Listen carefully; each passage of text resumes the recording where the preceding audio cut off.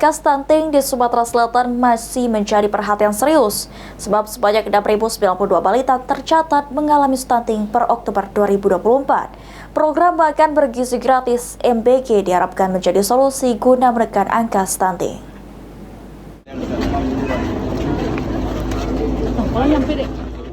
Angka stunting di Sumatera Selatan masih menjadi perhatian serius. Berdasarkan data dari aplikasi EPPGBM, Dinas Kesehatan Sumsel per Oktober 2024, tercatat sebanyak 6.092 balita mengalami stunting.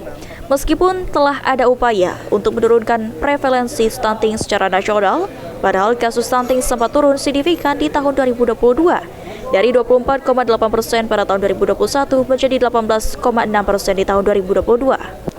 Sementara itu, dalam kunjungannya ke Kota Palembang, Menteri Kependudukan dan Pembangunan Keluarga Republik Indonesia, Wi Haji, meninjau langsung pelaksanaan program Makanan Bergizi Gratis atau MBG yang menyasar ibu hamil, ibu menyusui, dan balita non-PAUD di Posyandu Mawar Merah, Kecamatan Ilir Bara II. Ditambahkan Wi Haji, program ini merupakan implementasi dari agenda nasional yang dirancang untuk menurunkan angka stunting di Indonesia. Saya kira gitu, hari ini kan lumayan.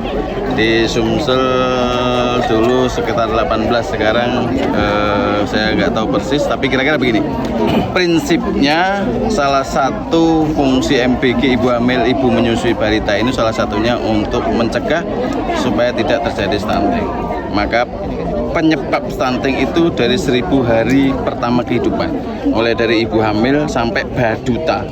Karena itu untuk memastikan sampai baduta dikasih asupan gizi, biar setelah 2 tahun insya Allah aman. Karena stunting kalau sudah, mohon maaf, kalau 2 tahun terjadi stunting, penyembuhannya agak sulit atau sekitar 20% bisa disembuhkan, yang lainnya agak berat. Maka yang paling penting adalah mulai dari hulu ibu hamil sampai 1000 hari pertama kehidupan.